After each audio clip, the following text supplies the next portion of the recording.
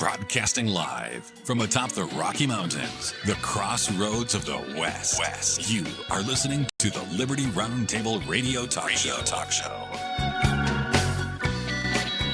Happy to have you along, my fellow Americans. The Roundtable's rocking today, baby. Tell you what, it's myself, got the good Sheriff Richard Mack with us, well-known president and founder of the Constitutional Sheriffs and Peace Officers Association. Become a member today, CSPOA.org.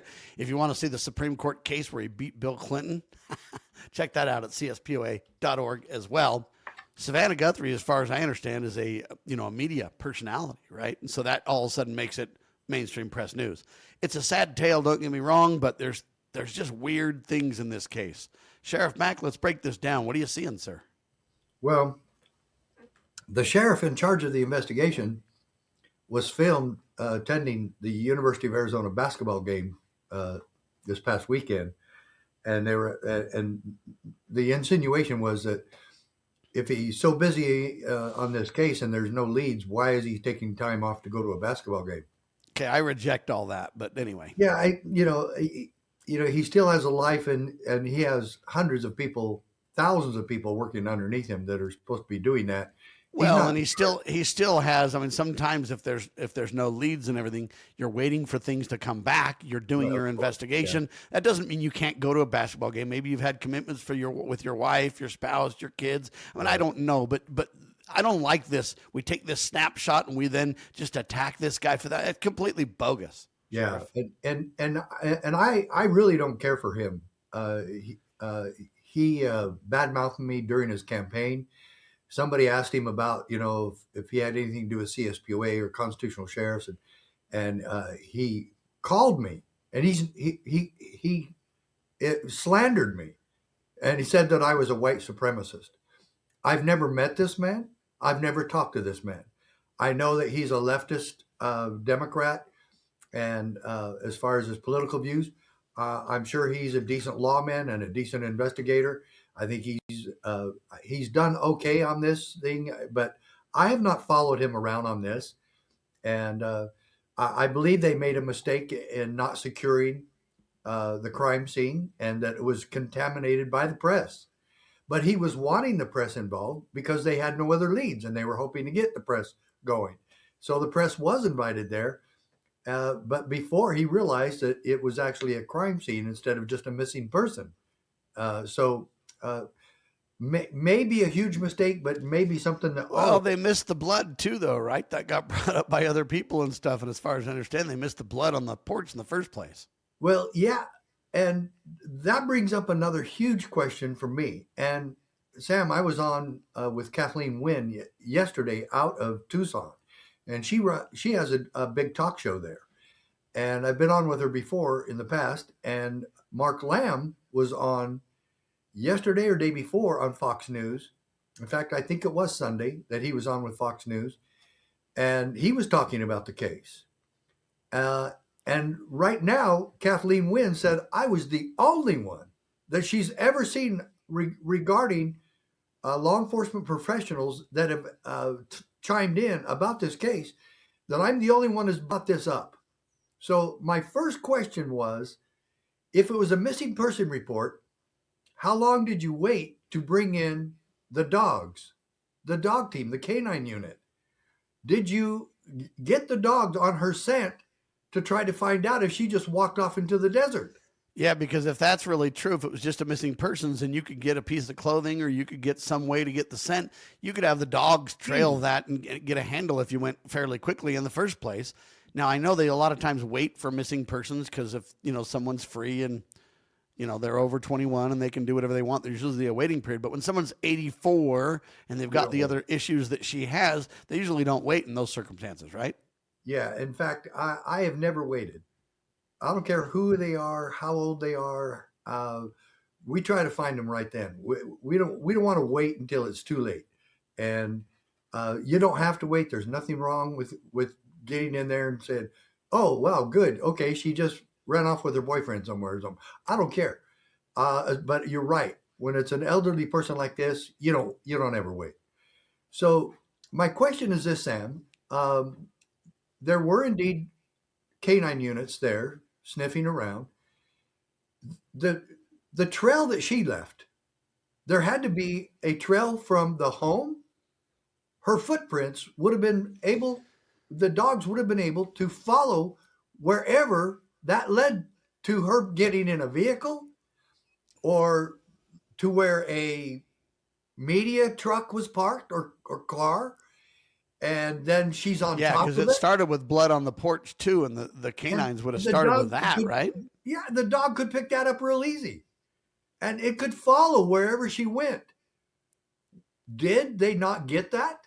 Did they not find her track and then find out where that led? That's probably the best physical evidence they would have at this point, Sam. But nobody's ever even brought that up. Why am I bringing that up? Because it's a key piece of the pie here, a piece of the puzzle, I should say. Where did the dog stop? Where did that lead to? That could point to something. And not only that, if it went to a vehicle, were they able to get some tire treads, some tire tracks, which could actually show the make and model of the tires used by that vehicle? Those are fair questions. The other question that I always have is this: what about cameras? I mean, there's cameras everywhere in society now. Neighborhood cams, this, that. Nothing was seen. Yeah. You see, and I agree with that. Man. Even though it's a dark area and they had to be dark for certain reasons, I'm not sure I buy all of that because safety comes before telescopes on local mountains. So I'm not sure I get any of that. But regardless, you would still think that somebody's camera somewhere. And then I also suggested on the show yesterday with Kathleen, and I suggested this on other shows, other podcasts that I do, because I do them every day. But what about tying all of that together with cameras and expanding the search in hoping that a 7-Eleven or Circle K had something? And in fact, I found out that they did, but it should be expanded from there, trying to see any type of vehicle. And if they had a tire tread, they could be looking for tires that match up the tread that the dog could have found and led to. The other question I have is this: you can use cell phone data to track where people go. They use it in crimes all the time. Now, in 2000 Mules, they used that to prove there was election fraud going on, and then But the you have to have mainstream a press number. and the government dismissed it, said it wasn't true, but it is true, and It it's is used true. all the time. So my question is, you're telling me the captors had no devices? They didn't have any cameras anywhere? It was just in the modern society, I'm just not buying that being the case, Sheriff. Well, but it's like having a finger. It's like taking a fingerprint at the scene. You only have a good fingerprint if you have something else to compare it to. So the phones, they would have to have a phone number or some sort of link to their device, and going just guessing what they could have been that they had a phone. They can't get that unless they have some phone number to actually follow, and they don't have that. And same thing with a footprint or any other prints, you have to have something to compare it to, and they don't. And so this is a horrible case, and there's still too many unanswered questions. What do you think should be done? Should they pay the ransom? First and foremost, if it were me and my family and I had that kind of money, I would actually make them an offer. First of all, that's the best way to catch them.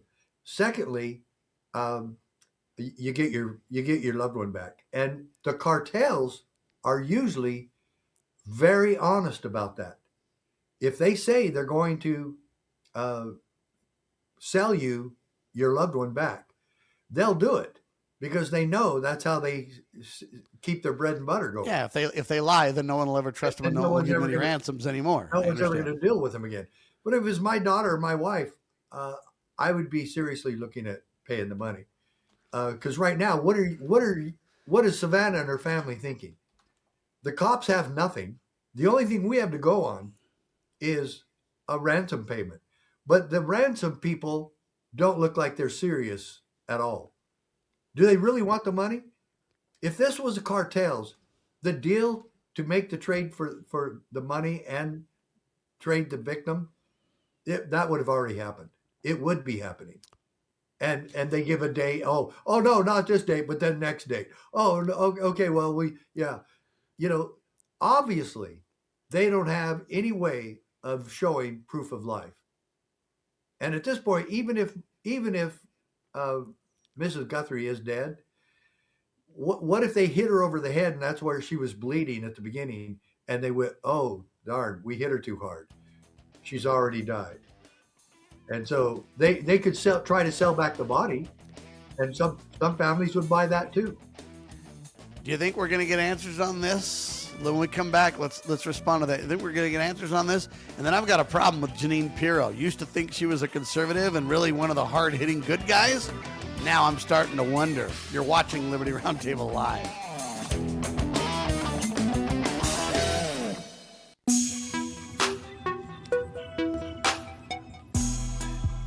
They say we will pay. But the problem is, if they'll pay, why did they let the deadline pass? So I don't really know what's happening with this case. There's no resolution yet. The sheriff doesn't know anything, says they're expanding things.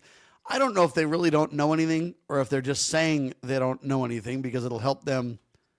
You know, there's a $6 million ransom in Bitcoin they're expecting. No confirmed contact with the alleged kidnappers. Some people have stepped up and tried to claim that they were supposed to get the ransom. They turned out to be frauds and they've been arrested and all this other stuff. Law enforcement and the FBI say they're investigating whether the ransom notes are even genuine and whether Nancy is alive or not. I don't know how you're going to know any of those things. I don't know where this goes, really. I don't know if it's that she was a news babe and that's why, you know, this all went down. I don't know how they would know about this 84-year-old, you know, lady that's on medication and very unhealthy and, you know, etc. The message emphasized the family's desperation and the need for leads to assist investigators. I get all that. But I guess just admitting over and over and over, we have nothing, we have nothing, we have nothing, we don't know if anything's real. I think that's a mistake. To just say you have nothing over and over and over. And that just lets the perpetrators feel like they're in pretty good shape if you've got nothing. What do you think about this, Sheriff? Yes, sir. Those are great questions, and some of those have been talked about quite a bit on national media. Yes, sir. But so what do we know? First of all, we know that these people don't have her that offered the money. They don't have her. And not only that, this would be an easy thing for somebody just wanting money, cartels or whoever else, anybody else just wanting money. Nancy Guthrie would be an easy target. She had very little security at her home. She had a system that they disarmed, and then they got her. And so why they would have hurt her or needed to hurt her, I don't know. But that seems extremely cruel to an 84-year-old. Yeah, she might have fought back, actually, though. Sometimes those 84-year-old ladies will give you a run for your money, you know? Yeah. And first they announced that she needs medication to stay alive. Then it came out, well, she just needs it for pain management. So she still could be alive because I don't think it was life and death medication that she had to have. And there's probably ways for them to go to a pharmacy and get stuff that's close, even over the counter, that could help her with her pain and whatnot. Yeah, or they could even do something to make her just be asleep for a long time, just, you know, cover a lot of the pain. I mean, there's a lot of ways to deal with that. The bottom line is we don't know anything. And I think it's a foolish mistake for them to just keep saying we know nothing, we know nothing, we know nothing. Isn't that a foolish statement to make? If it's the truth, I don't think it's foolish. I think that's just another plea to get people to help. And they're counting on the public to help, and the public just doesn't seem to have anything. See, I would respond even if I didn't have anything, and I would basically say, you know what, I've got plenty of things we're looking into. We're working on this. We do need the public's help to connect some dots, but we're working on this. I wouldn't say I have nothing. I just wouldn't. Yeah, and I can see some wisdom in that. You know, and if it were me, I would just simply be saying, we are really working hard and we're following every lead. And that's probably what you're talking about. That'd probably be a better thing to Yeah, that's what I would say. give the hope to the people, to her family. But in any case, this doesn't look. Because if you say we're following up every lead, and then you see the sheriff at a game, Yeah. Hey, we're following on every lead. I've got guys working on this. Just because I, keep some commitments to my family, that doesn't mean that we're not pursuing this. But if you say we've got nothing and I'm at a game, now it looks really bad. Yeah. Yeah. And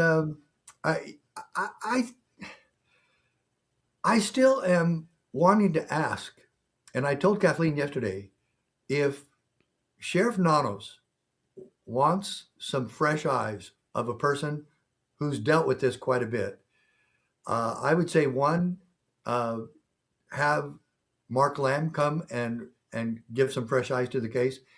I would volunteer my time to give fresh eyes to the case.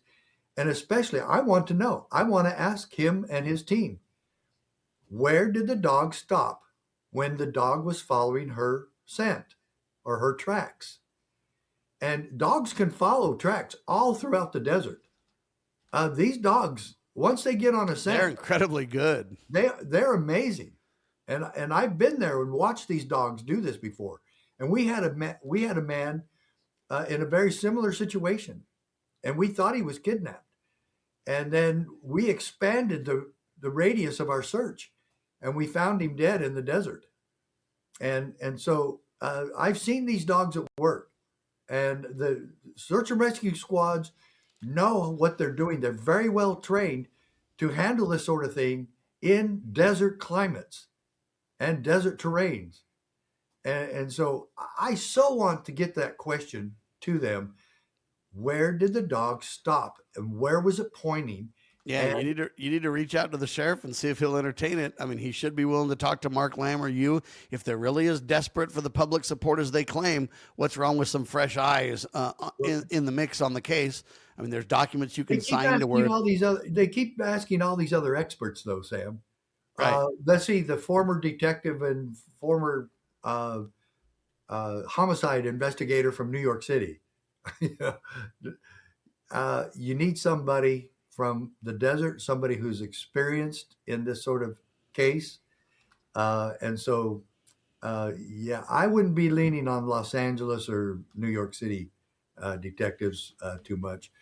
But, Sheriff Nanos, I'm willing to help anytime. And I know that Sheriff Mark Lamb is also.